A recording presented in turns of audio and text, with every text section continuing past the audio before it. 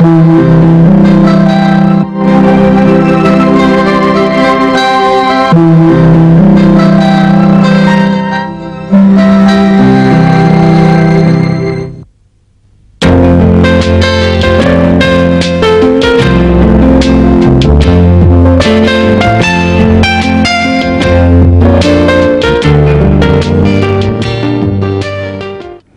morning, students.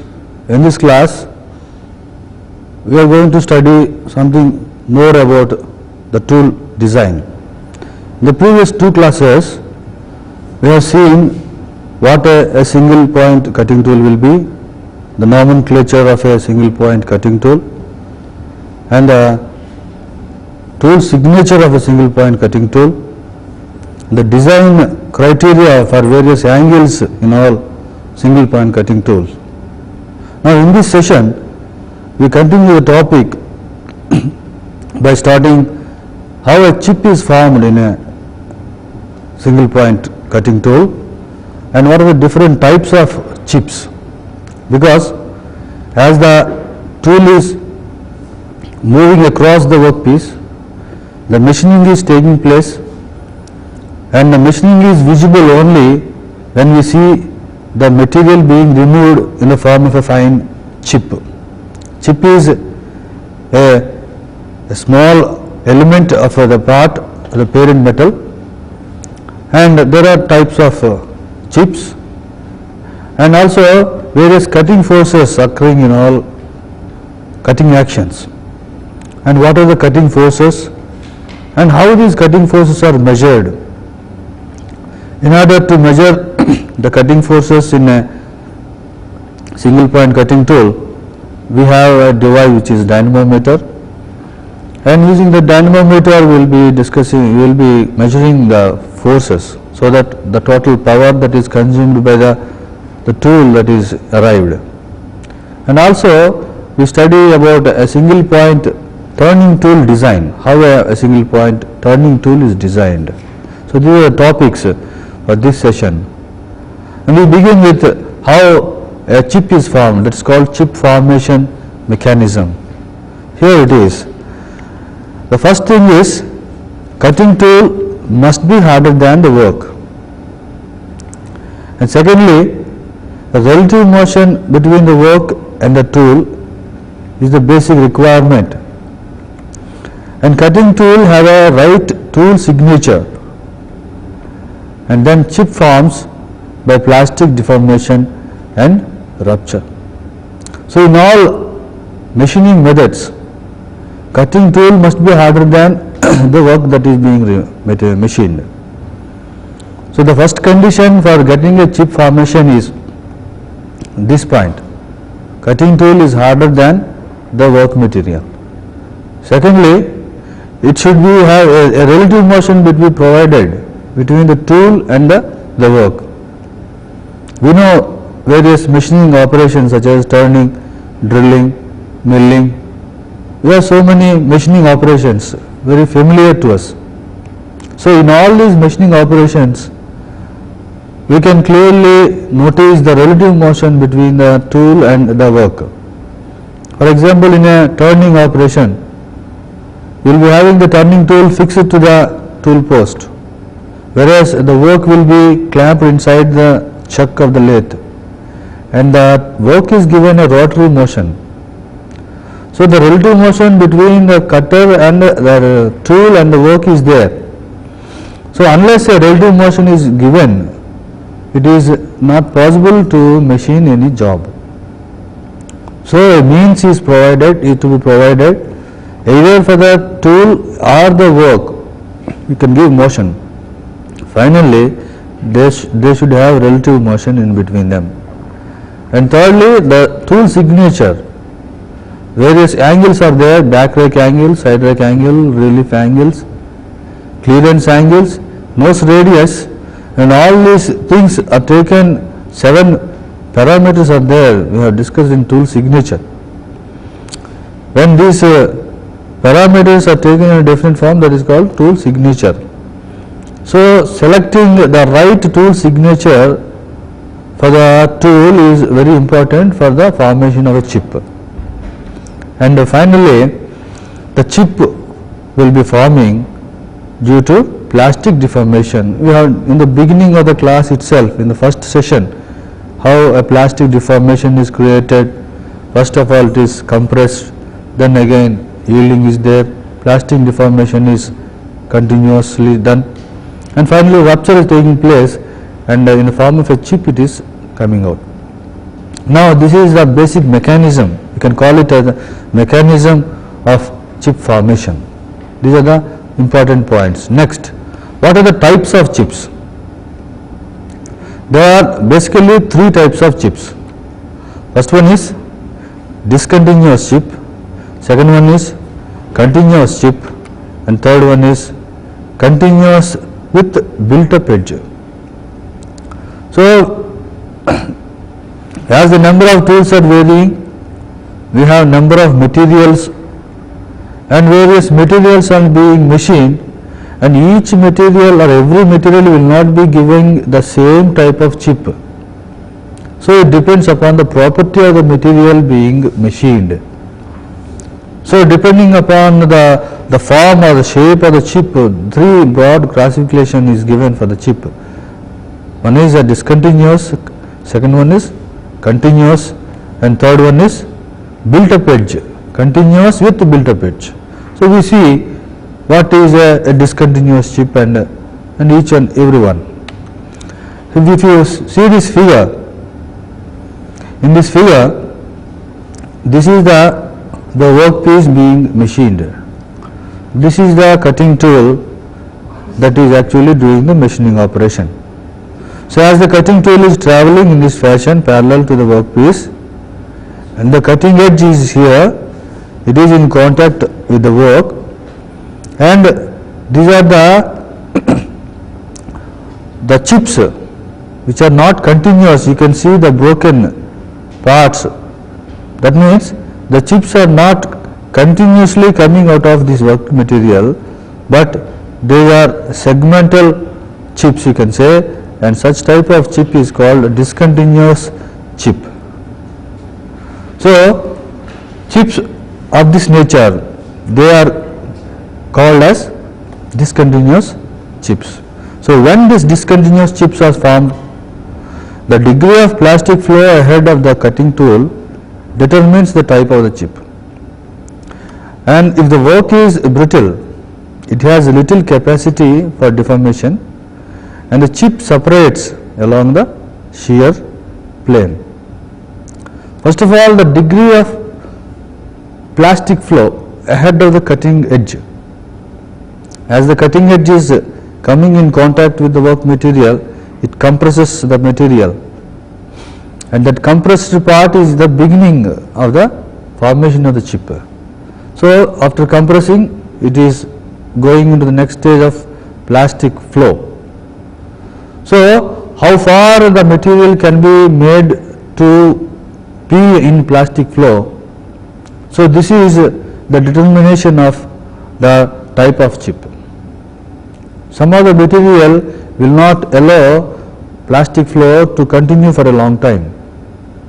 So when it is not allowing the plastic flow for a longer period, or the degree of plastic flow is restricted, then we get a discontinuous chip. When the degrees or the limits of allowance of the plastic flow is more, then we get a continuous chip there. So if the work is brittle, for example, so this type of discontinuous chips are generally, they are possible with the material property called brittleness. So wherever brittle materials are machined, the chips are bound to be discontinuous only, because it has a little capacity to deform. So the limited capacity, it immediately separates itself from the parent material, and discontinuity is taking place. That's how a discontinuous chip is formed. Gray and highlight bronze, this type, gray CI, cast iron, then chip is easily disposed of during production runs. and resulting surface finish is good, and also low cutting speeds, large feeds, depth of cuts favors the formation. And grey cast iron, high lead bronze, these are the materials they are generally having high brittleness. So they give this type of discontinuous chips. Chip is easily disposed of. The other advantage in discontinuous chip is because it is not in contact with the work material, it is separating itself. So the disposal, chip disposal is also very important phenomena in all machining operations. So it is to be immediately separated or removed from the working area. That is called disposal of the chip.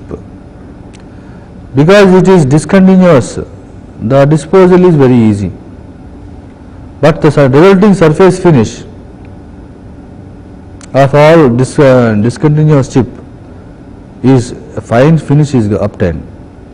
Resulting surface finish is good. And under what conditions this discontinuous chip is formed, generally these are observed as low cutting speeds, large feeds, and large depth of cuts. Cutting speed is low, and also when the feeds are great, and also depth of cut is given more. So when these three things are there, under these three conditions of operations, the chip is bound to be discontinuous. So in order to get a continuous chip, better to change these parameters. Speed is increased, when you reduce the feed, when you reduce the depth of cut, there is a tendency to improve the discontinuity in the chip formation. So this is about the discontinuous chip. Next one is continuous chip. A continuous chip, as the name is itself indicating, continuously it is there, like a ribbon. Chip flows without fracture in the form of a ribbon. Associated with ductile materials, and higher cutting speeds favors this type of continuous chip. So when the chip is flowing without any fracture, just like a ribbon, that type of chip is called continuous chip. That means very freely the cutting edge is going into the material and the chip is very smoothly removed from the work, and also the chip is not getting separated or fractured. Then the chip itself is rolls in it, on its own as a ribbon, and that is a continuous type of chip. So whenever the material that is machined is ductile, ductility of the property which improves, which gives this continuous type of chips. And also when the cutting speeds are higher,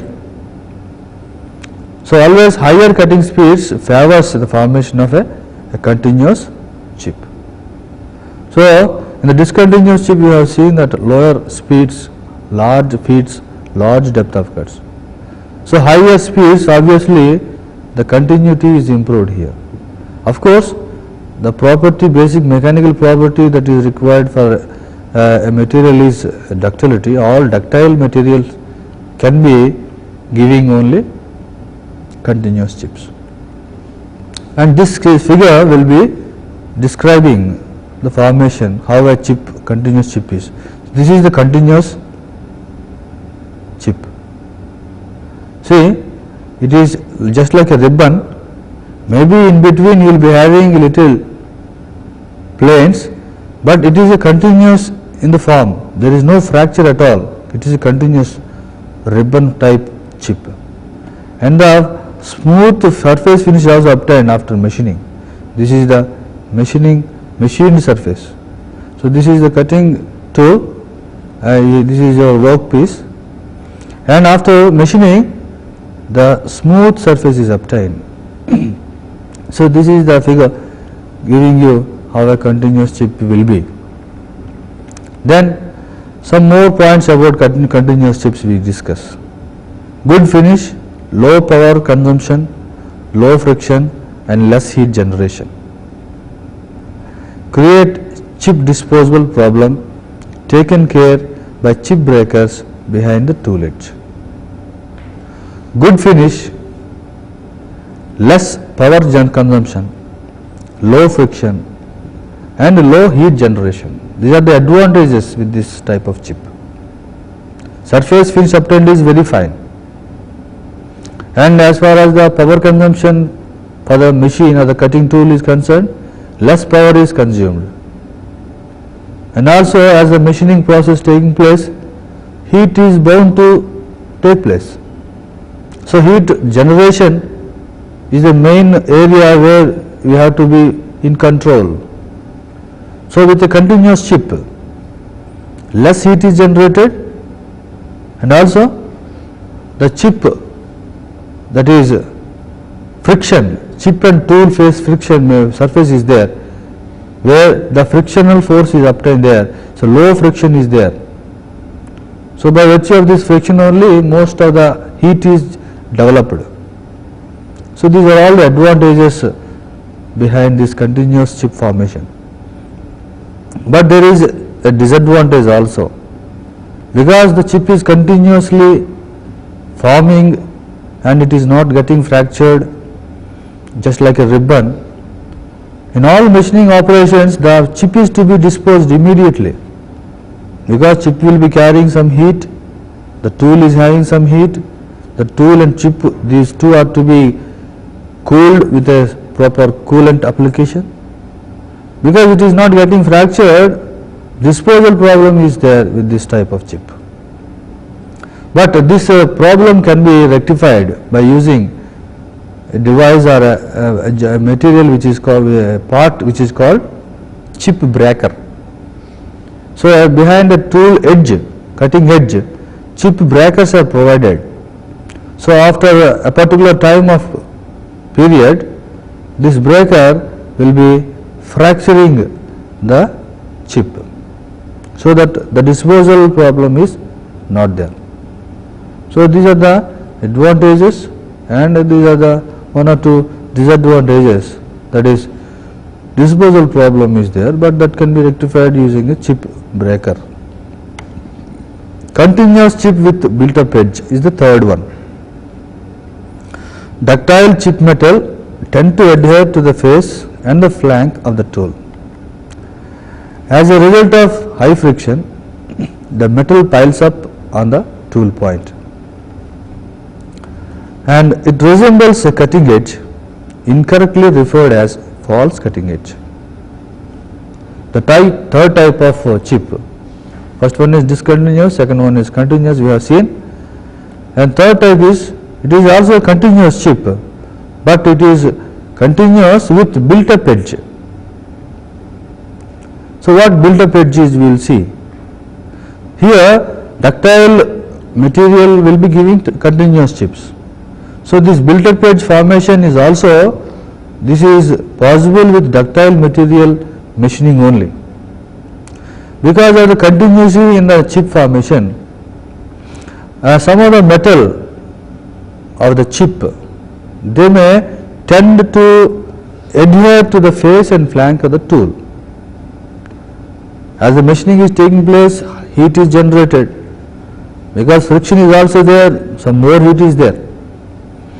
So under these conditions, a part of the chip metal may be adhering to the tool face as well as the flank of the tool, and the attached metal to the cutting edge, this forms another cutting edge, a false cutting edge, which is called the built up edge.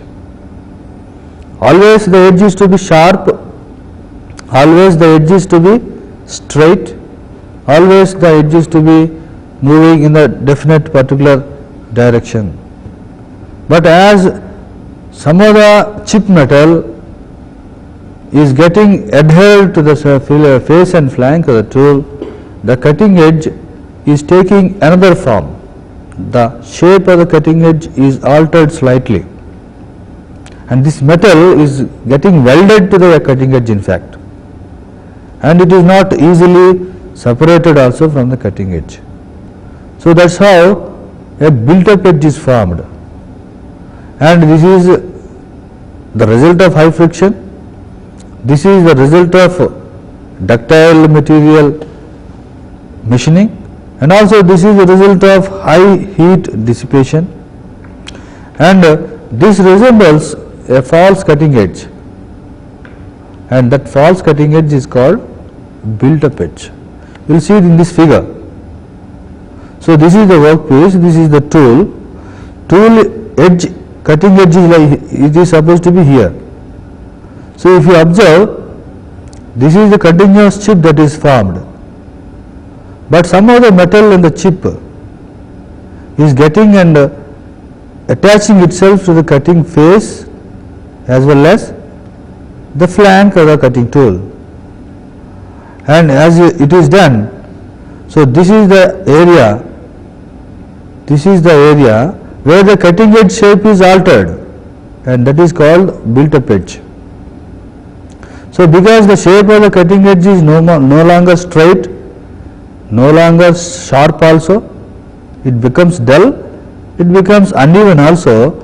You see the surface finish, the profile of the surface that is obtained after machining. So this is not straight, this is rough also. So this is a built-up edge. So this type of chip is obtained, and it gives a poor surface finish, and any means of reducing friction should be reducing the built-up edge, BUE. Using tool material with low inherent friction is desirable for high production.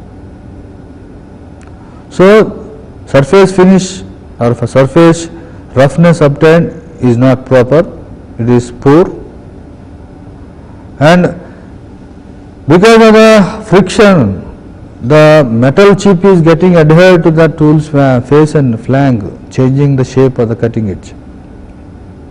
So we have to take some measures to reduce the friction somehow. So use some materials which gives less friction. So if you use such material for manufacturing of the cutting tools which gives less friction, so the built-up edge formation is reduced, it is discouraged, so that production rate may be increased. Now we go to the next topic, is what are the types of cuttings depending upon the tool and the work relative movement. We have two types of cuttings, orthogonal cutting, second one is oblique cutting. So what is an orthogonal cutting and what is an oblique cutting, we briefly discuss here. Orthogonal cutting. Tool is set with its cutting edge perpendicular to the direction of the tool travel.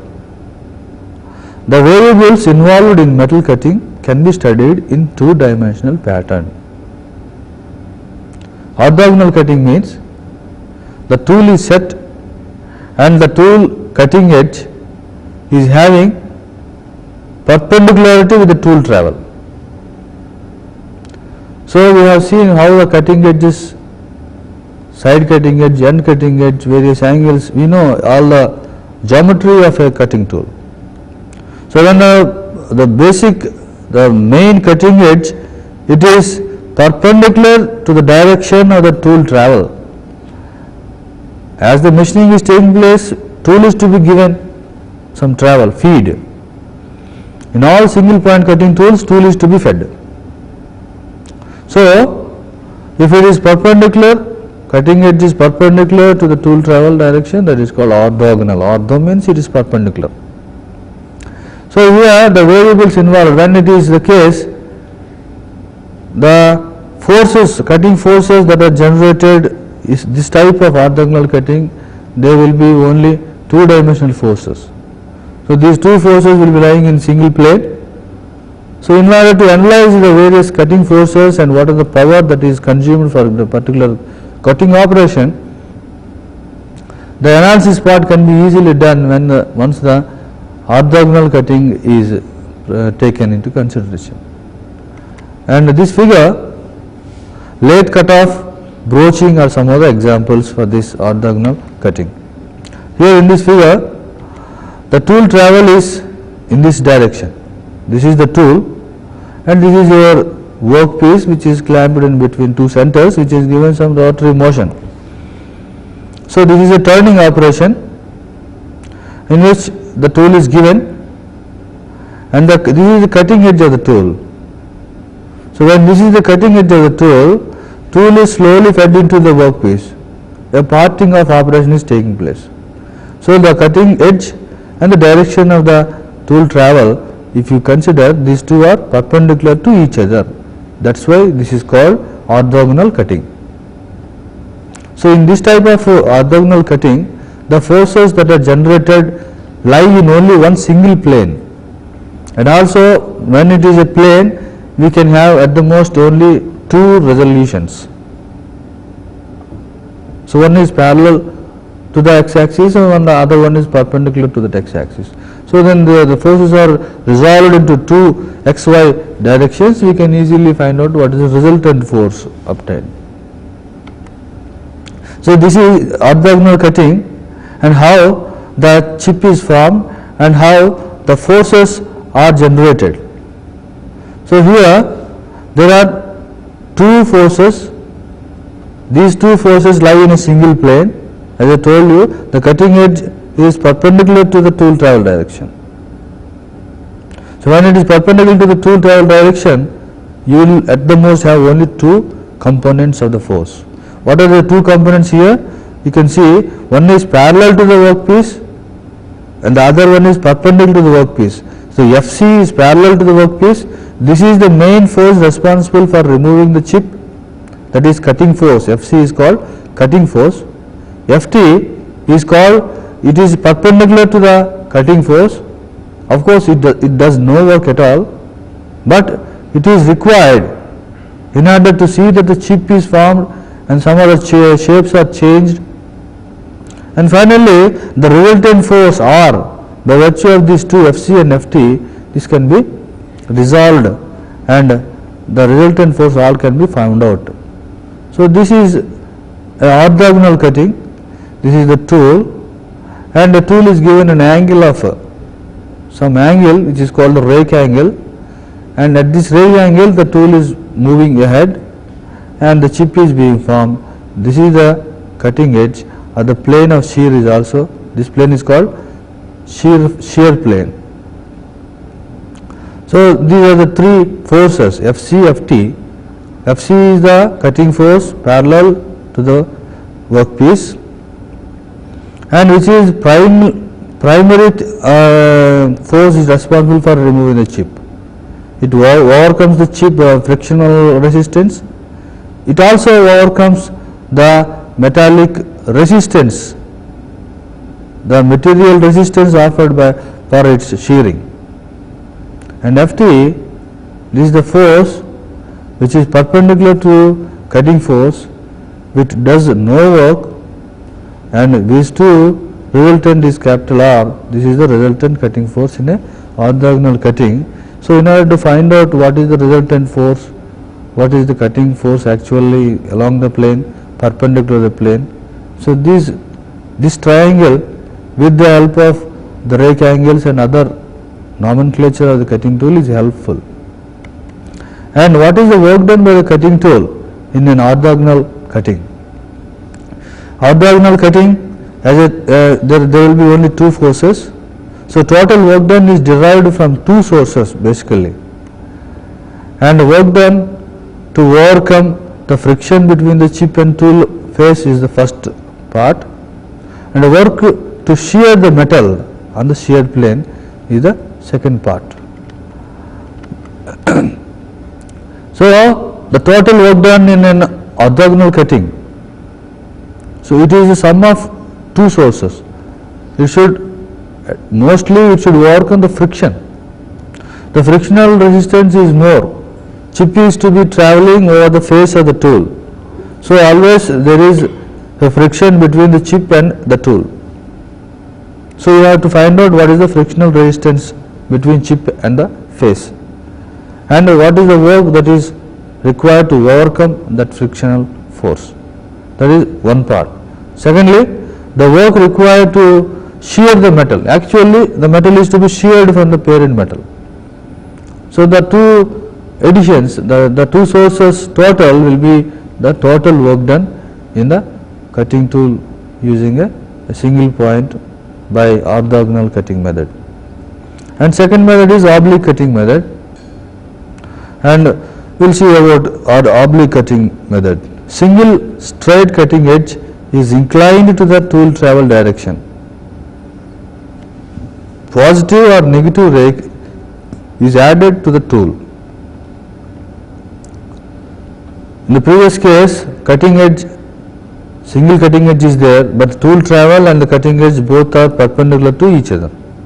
But here they are inclined to each other. Inclined means it is not perpendicular, it may be any angle between 0 to 90 degrees. So when the cutting edge is making an angle other than 90 degrees, so it moves with a particular inclination. So all practically possible machining methods are only oblique cutting methods only. Orthogonal cutting methods we have given only as broaching and cutting of operation, that's all. All workshop or manufacturing processes, they will be oblique cutting process only. We cannot keep the cutting edge perpendicular to tool travel all the time. It is not possible. If you do like that, you don't get the right amount of chip formation, or the metal removal is reduced, and some other things you have to lose. So oblique cutting, whether in a milling operation or in a shaping operation or in a drilling operation, the cutting edges, they will be always inclined to the tool travel. So such type of cutting operation is called oblique cutting. So when the edge is given an angle, obviously you are providing either a positive rake or a negative rake. So by means of giving an inclination, rake is given to the cutting edge, and this rake is responsible for penetrating the cutting edge into the workpiece. Rake is very much important. Now this process is three-dimensional. Drilling, face milling, conventional turning are the examples. Orthogonal cutting is only two-dimensional. All the two forces, they will be lying in only one plane. But in this oblique cutting operation, the forces cannot be resolved into only two components. It is a three-dimensional concept. The cutting edge is inclined, the tool travel is somewhere different. So it will be a three-dimensional, and the forces, the system of forces will be lying in a space. So there will be three components x, y, z, three-directional. So it is somewhat complicated. Now you see this. This is the cutting edge here. The tool is given the travel direction. The direction of the travel is like this. Tool is traveling like this. The work is here, and the cutting edge, which is basically responsible for removing the metal, this is the cutting edge. This is not perpendicular to your travel direction. It is inclined. That's why this cutting operation is oblique cutting. If you give a tool travel in this direction also, either in the y direction also, if you give, even then also the cutting edge is not perpendicular to tool travel. It is inclined to tool travel only. That is also oblique cutting. So all conventional machining methods are all oblique cutting methods only, single point cutting tools. Now what are the forces on cutting tools, we will see. In oblique cutting, as I told you, it is a three-dimensional phenomena. So when the forces are to be resolved, you have to resolve in all the three directions. So depending upon the three directions, the three forces are named as, first one is tangential force Ft, longitudinal force is Fl, and radial force Fr. These three are the three components of the force in three different mutually perpendicular directional forces. And you see in the figure also, the first one is see, this is Ft. Ft is the force which is tangential force. So the work is rotated and the tool, the cutting edge is like this, and it is given a directional feed. This is the movement for the travel of the tool.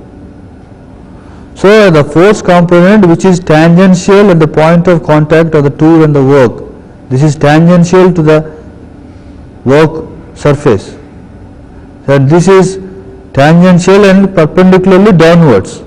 So this is your tangential force. Another force is radial force, which is radial and the direction is into the work tool, and also it is in the radial direction of the job. So this force is responsible for giving the tool the right depth of cut. It will see the tool always cuts with the same depth of cut whatever feed that is given to it. And thirdly, the longitudinal force, it is along the length of the job. So this is along the length of the job, the longitudinal force. So these three forces, Ft, Fr, Fl. Fl is the longitudinal. This is the primary force that is responsible for machining. Ft is the tangential force and Fr is the radial force. We will see what is tangential and radial, longitudinal. This acts in direction tangent to the revolving member. It is the highest of the three forces. Power consumed in cutting is given by Ft into Vt. Tangential force, direction is tangential to the job, and it is the highest of the three forces, and the power consumed is obtained by the formula Vt into Ft. Ft is the force in the tangential direction, Vt is the velocity of the work along the tangential direction. It is given by pi d n by 60. So that is tangential component. Longitudinal component we will see. It acts in a direction parallel to the axis of the work. It is called feed force, and with high side rakes it is reduced. So the direction, as we have seen in the figure, it is along the axis of the job. That is why it is called feed force. And with high side rakes, the amount of longitudinal force can be reduced.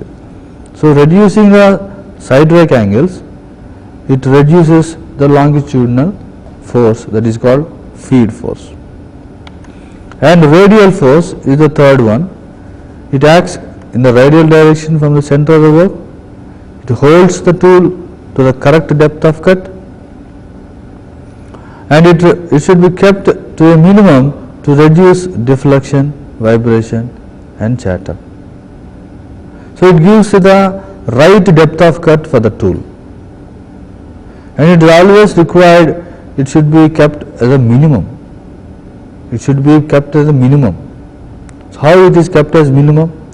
Because it gives some chatter or vibration or some movements for the tool, and this can be kept by reducing the nose radius and side cutting edge angle, SCEA. So when you reduce the nose radius and SCEA, this radial component of the force can be reduced. And how the forces are measured? Measurement of forces.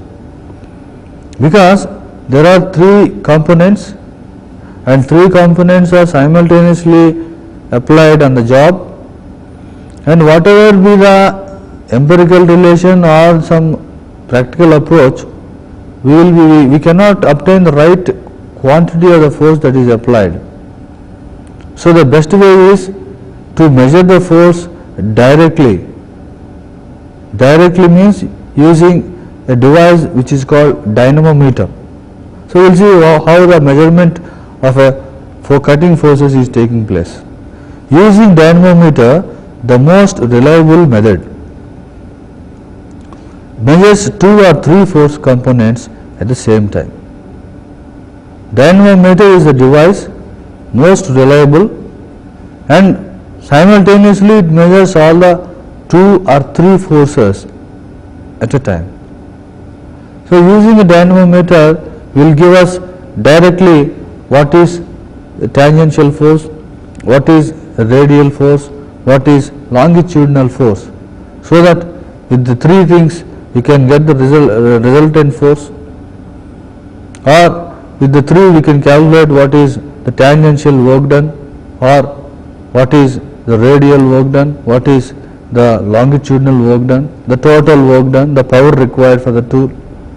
All these calculations can be easily done once we know the force component magnitudes. That should be rigid enough so that cutting operation is not influenced. Natural frequency of the meter is kept at large, and electric transducers are in dynamometers to measure displacements. So these dynamometers, they should be rigid enough, because they will be placed either on the cutting tool or in between work and the tool. So as the cutting tool and the work, these two are having some relative motion, there are bound to be some vibrations, and those vibrations are not to be transmitted to the dynamometer functioning. So the dynamometers are made to be rigid, and also the natural frequency of the meters, they are made very high. Always vibration is there, so that is exciting the job. So when the natural frequency of the meter is also matching with the exciting frequency, then problem comes. So that's it. In order to avoid that phenomena, we will be going for a natural frequency of the dynamometer is kept at least 4 to 5 times the exciting frequency, and electric transducers are in dynamometers to measure displacements. Electric transducers such as strain gauges. Strain gauges, they give us very good accuracy.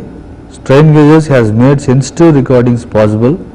Accuracy is there, and it is a grid of fine wire bonded between 2 insulating strips and wired into a Wheatstone bridge circuit. Assembly is cemented to the tool or dynamometer. So directly dynamometer we can have. These dynamometers are coupled with strain gauges. Strain gauges are very delicate wires. They will be put inside the Wheatstone bridge, and wherever dimensional changes are there, the voltage across the points will be varied, and dimensional changes and voltage variation, they are properly calibrated, and very accurately the deflection in a job or various forces which are proportional to the deflections, they are measured using these strain gauges. So strain gauges coupled with dynamometers, they give a good result for measuring the cutting forces in a single point cutting tool. Apart from this thing, there are empirical formulas also to calculate the cutting forces.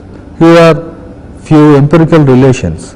Empirical relations means they are practically trial and error methods. In the method of trial and error, they have coined and they have proved once again, time and again, and they are taken for ready usage. Cutting force can be measured with this equation, can be calculated. Fc is equal to C T to the power of x, F to the power of y, K newtons. So this is an empirical relation. It has no derivation at all. Where C is a constant, depends upon the material, for cast iron, for mild steel, for various materials the C value will be changing. And here T and F, these two are depth of cut and feed given for the tool, and your K is a correction factor, it may be 0.9 to 1.0, and X and Y, these two are the exponents, generally they are given as 0.75 and 1.0 values. So taking these values and properly the depth of cut and the feed is taken, you can directly calculate what is the cutting force in a single point tool. Likewise, power consumed also is calculated. This is by Vc into Fc, where Vc is the cutting speed. Cutting speed is again in turn is obtained by pi d n by 60, where diameter is d, n is the RPM of the shaft or the work, and Fc is the cutting force in newtons. Fc is already previously the empirical relation we have found. So we have now this Fc value. From this Fc we can calculate what is the power that is consumed, and this power consumption will give us what is the motor requirement, what is how much load it is taking. Now the design of a turning tool is started.